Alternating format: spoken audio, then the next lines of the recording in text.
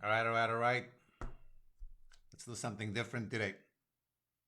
We'll talk about three traps that are derailing most entrepreneurs, slowing down their growth, slowing down their ability to generate more revenue, create greater impact through their work.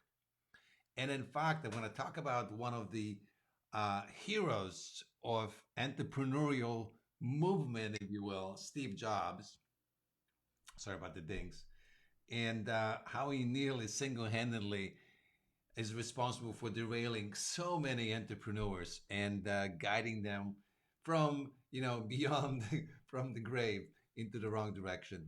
Adam Urbanski, also known as the Millionaire Marketing Mentor. And a few things right up front. Number one is hit that like and heart button. That is your payment for being here and receiving this information. Also, comment if you're watching live where you're dialing from. In fact, I might actually open it on my little feedback device, aka phone, to see if anybody's commenting and possibly respond to that today. So hit that like button and come on, let me do that. Hit that like button and heart button. Sabrina, good to see you. Stella, good to see you here. And let me know where you're watching this from. If you're watching a replay, let me know replay. Now, I'm doing this for two reasons. Number one, I want to actually engage you. Number two, is that you know how Facebook operates. Man, I love those hearts. Appreciate it. Isabel, good to see you. Are you back from Mexico yet? You back in States? So the second reason is obviously very, very, very self-serving. The more Facebook sees engagement, the more people it shows to. And this is the whole purpose of having this fastest path to Kush community, helping you and as many other members as possible. So I want those videos to be obviously watched. All right. Now, look, if you like the information I share with you, obviously the two biggest ways I can probably support you is if you kind of a pre $50,000 a year or so stage is our traction program. And if you over $50,000 a year stage is our revenue rev up intensive game. But if you want more info, just DM me or comment more info and we'll engage. All right. Look, as always, I actually have look at that, 2 pages of notes. So let's talk about this is a three-part story. Today I'm going to talk about story number one or trap number one, which is drum roll, the passion trap. The passion trap. In 2005, I actually made notes and kind of went specific. Steve Jobs nearly single-handedly put his seal of approval on this bullshit advice, follow your passion and money will follow, when he delivered this so famous commencement speech at Stanford, right? And I will tell you verbatim, like 3 lines that he said, and then probably he himself, if he actually analyzed what he said, would agree that, dang it, I'm getting tons of text messages right this very moment from my kids. So you've got to find what you love. The only way to do great work is to love what you do. If you haven't found it yet, keep looking and don't settle.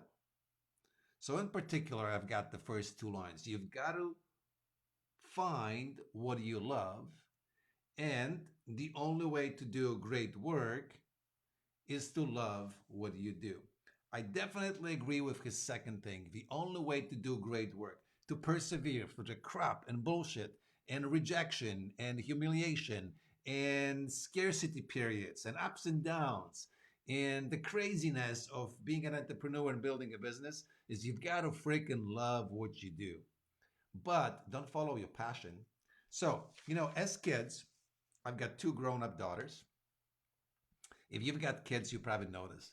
Kids are absolutely genius about not doing what you tell them to do, but doing what they see you doing.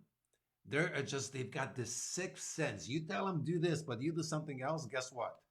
They might momentarily follow what you tell them, but long term, they're always going to repeat. They will replicate what they've seen you doing. They learn by watching, not by listening.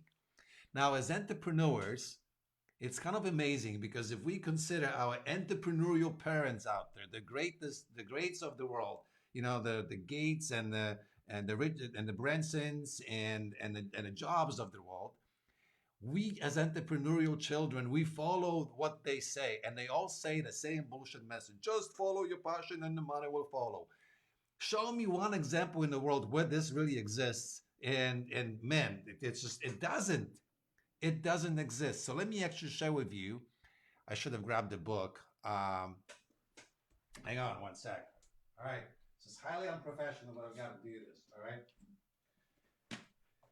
You know what? You want to know how Steve Jobs got to where he was? Read this. All right. There we go. That's how big it is. This is an actual lesson. This is a lot harder to follow. This is bullshit advice. Follow your passion.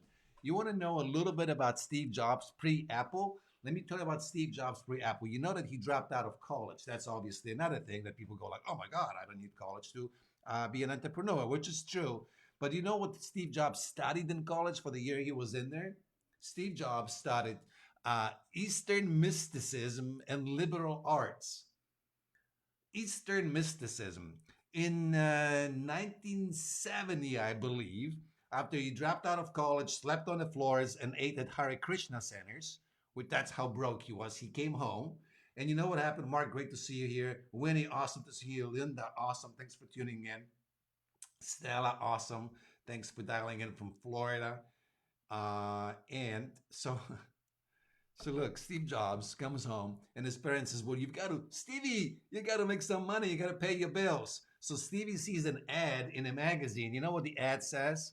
Have fun, make some money. So he gets himself a job at Atari. It isn't that he was so passionate about computers or he loved coding so much. He freaking needed to eat. So he went and got a job at Atari. Now, his good friend, Wozniak, was a true computer head. This guy loved, building those circuit boards. And so actually another friend of theirs started a company that had to do with circuit boards. And you know how entrepreneurial Steve Jobs was? Wozniak couldn't stomach doing business. So Steve Jobs says, no worries. I got a business part. I got this business thing. All right. I'll interact with this other guy that started this company. You know what happened? He found out about this thing called, but by the way, this is already after he went to India for a few months to pursue his spiritual things. If Steve Jobs followed his own advice to follow the passion, Steve Jobs would not be known for Apple, but Steve Jobs would be today America's foremost fucking meditation guru. He would be the world's most famous Zen teacher because that was his passion before Apple. He went to India to pursue meditation and spiritual pursuits. He came back. He started this thing. He wasn't started. He was just representing Wozniak kind of in this business venture. And guess what? He found out about this commune kind of in the country somewhere in Northern California called All One. All One commune. You go in there and live and work and you eat what you grow. And he disappeared for months. And he came back, and Wozniak and this other guy were like, well, sorry, Stevie, like, you disappeared on us, so obviously you're no longer part of this. Like, we can't, this is not how the world functions. You can't just, like, not tell anyone and disappear for months and then come back and say, yeah, I'm back, pay me some money. So again, this job at Atari, he only had it because, number one, and the ad said, have fun, make some money. He needed to make money to pay some bills. That's about it, right? His parents were going like, okay, well, you grown up kid, go get a job. And finally, because Wozniak was such a computer head and Steve Jobs was noticing like there are the groups of those computer guys that probably will pay for some of this stuff.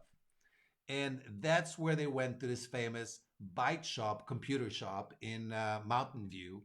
And they had an idea of building something for $25, selling it for $50. They went to the shop and the guy said, I don't want to buy this for $50, but for $500, I'll buy this ready to go computer.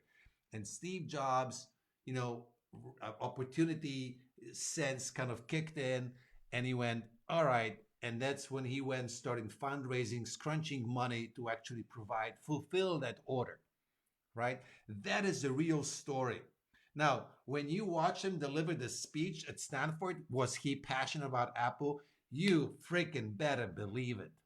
Was Steve Jobs passionate about computers and coding?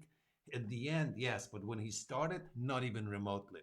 He was passionate about making things elegant. He was passionate about thinking differently. He was passionate about transforming what is into more beautiful reality. That's what Steve Jobs loved, right? But he found a vehicle. So, a couple of lessons that I wrote here. Remember the first things that I shared with you? The first sentence, you've got to find what you love. And I say, bullshit. You've got to love what you find. Passion, follow your passion. It's a passion trap. It's going to kill you to try to monetize your passion. Instead, don't follow your passion, follow the opportunities that are in front of you. Most likely, right where you are at, you've got tremendous opportunities. So I want to read you another quote. Unfortunately, that other book, I only have it on my Kindle, so I can't show you the cover. But there is a book by Cal Newport titled "So Good They Can't Ignore You." So good they can't ignore you. Get this book, read this book today, and it's going to debunk this whole passion myth. It's going to debunk it. So Carl says passion it's not something you follow. Passion it's something that will follow you as you put in the hard work to become valuable in the world. Passion is something that will follow you as you put in the hard work to become valuable in the world. You know, this whole bullshit that I'm hearing entrepreneurs like, well, I don't like doing this. This is not easy. You know, this got to be effort class. And, you know, I don't like this. This is not my passion. You know what my passion? Do you think my passion is doing this?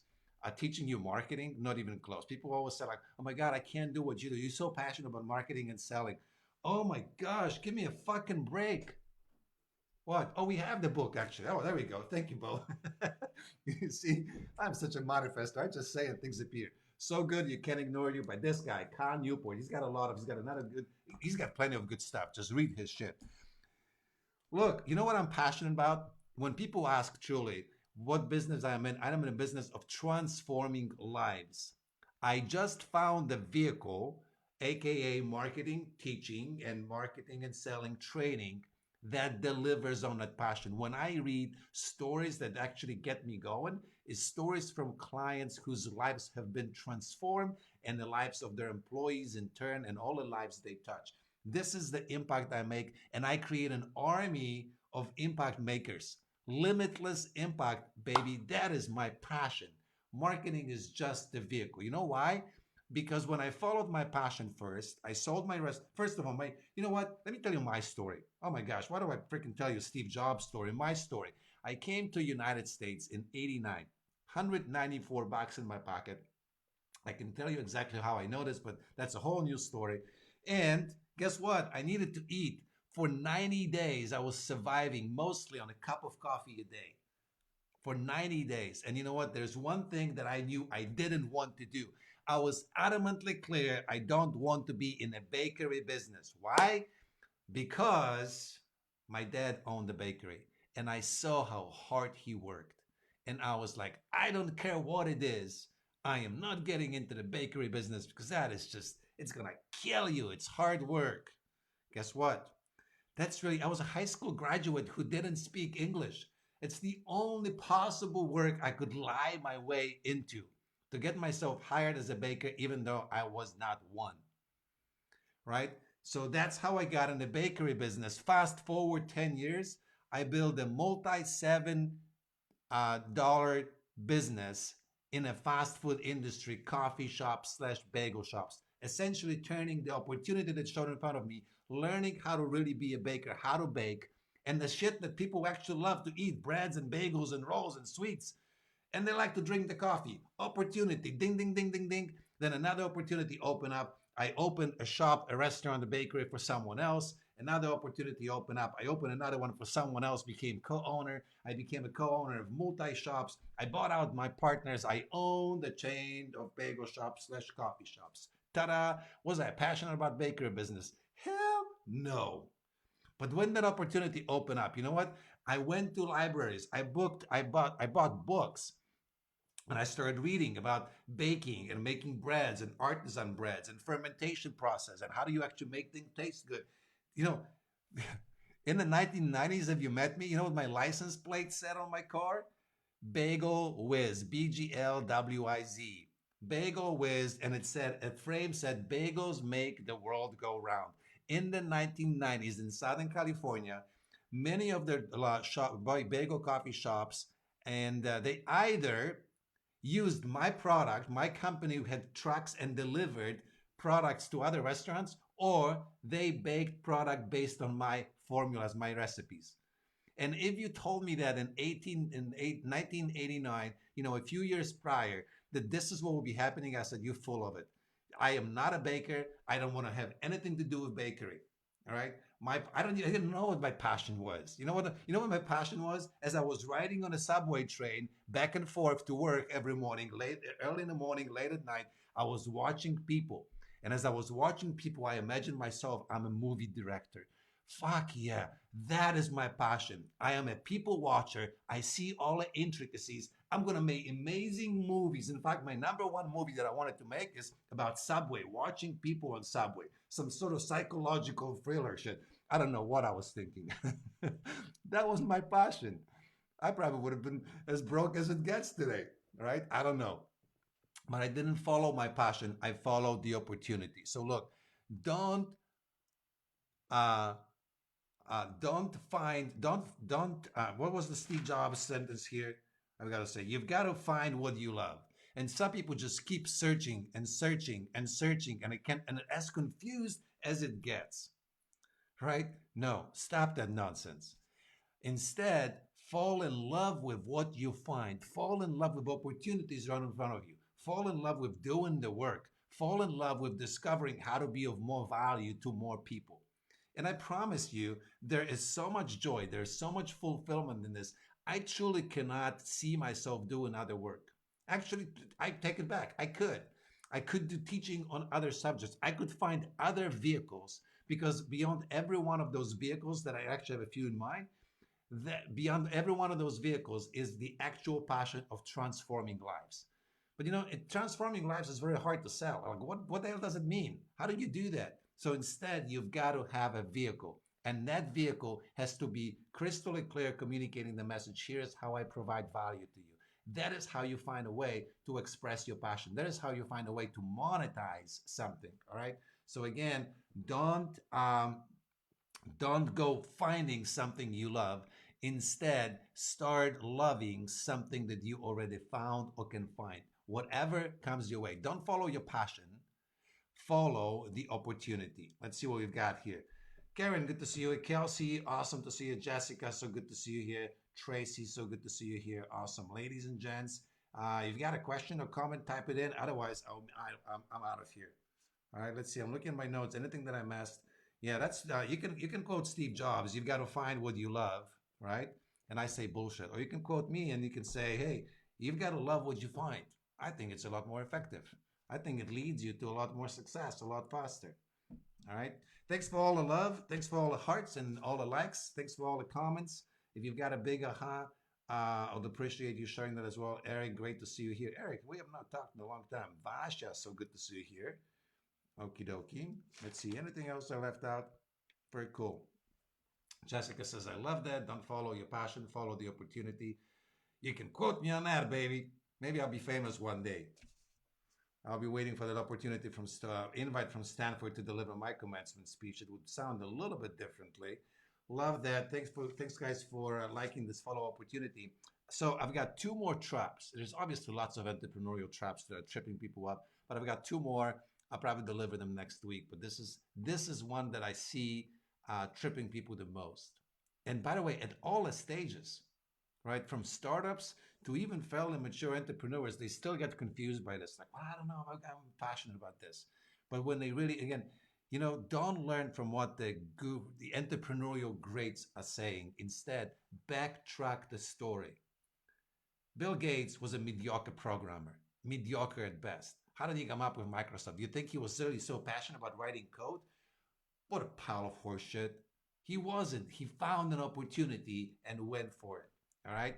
Do you think that Richard Branson, with all the companies he owns today, do you really think he was so passionate about all of this stuff? You think he's passionate about airlines or phone companies? No. He just so he would. You know what Branson is passionate about? creating better solutions to problems that exist. Shitty airlines, let's build a better airlines. Predatory cell phone practices, let's build a better cell phone company. All right, giving people better solutions, helping people do something in a way that doesn't suck as much as it sucked before. That's about it. But he looks for opportunity, monetizes the opportunity. He's got a whole machine how he does it. That's the difference. Don't follow your passion, follow the opportunity. Thanks for being here. Appreciate you. Until next time, here's to your success. Cheers.